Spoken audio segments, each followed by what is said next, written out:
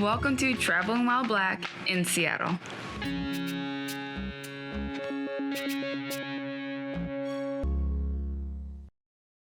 Hey, what's up? I'm Anthony, this is my wife Marley, and welcome to another episode of Traveling While Black in Seattle. Yes, welcome back everyone. And as a brief reminder, our show is based on our experiences in and around Seattle.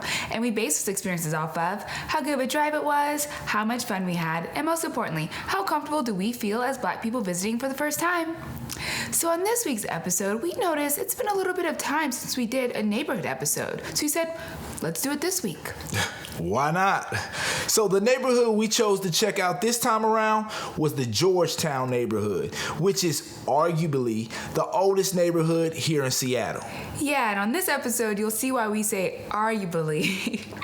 But we are very excited for you guys to see our experience. So take a look at the episode, and as always, let us know what you think.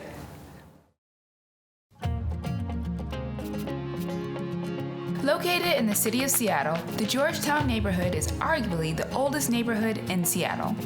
You're probably wondering what we mean by arguably. Let us explain.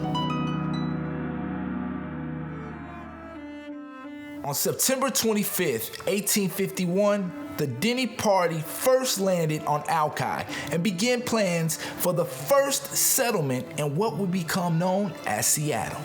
Ha ha! We made it! Ha! The first ones!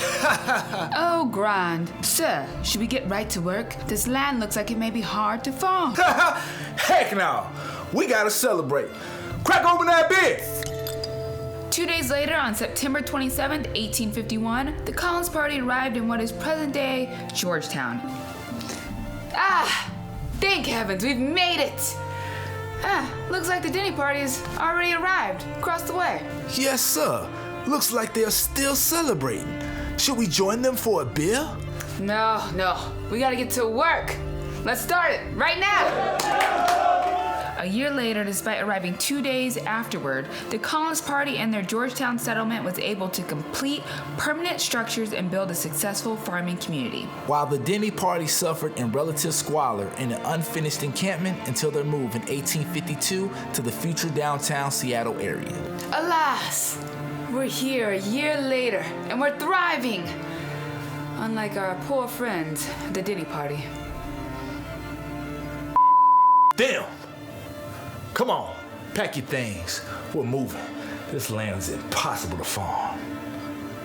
So because Denny arrived to the area first, but had to move to ultimately settle a new part of the city, and it being that the Collins Party, although arriving second, was able to permanently establish their community, you see why when it comes to which is the first neighborhood in Seattle? One can argue either way. Drive grade.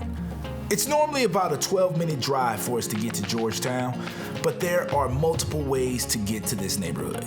Depending on the time and day, traffic could be in play, but with there being multiple routes, you can easily get around that. There isn't anything special about the views either way you go. So while the drive isn't bad, neither is it great. Yeah, so for drive grade, we give it a 4 out of 5. Level of fun.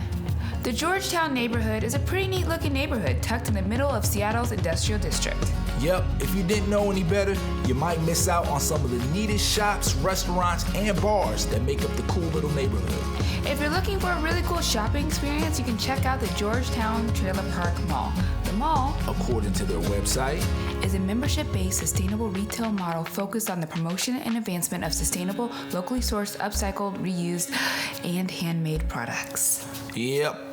There you can find locally made jewelry, ceramics, original artwork, books, vintage clothing, and home decor, among other things. The mall is only open on weekends, Saturday and Sunday, 11 to 6. If shopping doesn't do it for you, maybe arcades will. If you're looking for a cool spot to play a couple of games, check out Flip Flip Ding Ding. Flip Flip Ding Ding is an arcade/bar that features old school games like Miss Pac-Man, Donkey Kong, and a variety of pinball machines. You already know Mars and I had to jam out on a few of those games, and we had a blast. After shopping and gaming, you may start to get hungry. Georgetown has quite a few restaurants like El Siriento. El Siriento is a cool Mexican seafood restaurant that offers a full bar that features a variety of selections of tequila and mezcal. And of course, it serves up some really delicious food.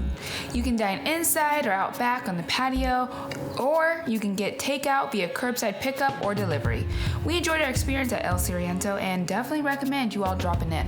Finally, what's dinner without a dessert? Georgetown Neighborhood also has options for that as well, like Illinois, where you can drop in for some great yogurt. Illinois was awesome, and to be honest, our whole experience in Georgetown was pretty awesome. That's why for Georgetown, we give a 5 out of 5 for level of fun. Comfortability for Black people. So look, as we have mentioned before, there's this thing called the Seattle Freeze. And it is no surprise that in arguably the oldest neighborhood in Seattle, it exists. Yeah, while everyone working the establishments we visited were really friendly and welcoming, walking in and around some of the smaller spots that seemed to be frequented by the same local patrons, felt a little cold. Still, on par with the freeze symptoms, if we ended up interacting with those individuals, it was all pleasant. Yep, so no worries, just don't expect to be making a bunch of new friends unless you're willing to make the first move. We give a 4 out of 5 for comfortability for Black people. We hope you found this video helpful and entertaining. Be sure to check out all of our previous episodes. Yes, and don't forget to subscribe to our YouTube channel, follow our page on Facebook, Instagram, and Twitter, and check out our merchandise on travelwhileblackseattle.com. And reach out if there's anywhere you would like us to go check out. Until next time, beautiful people, stay up, stay true, and do you.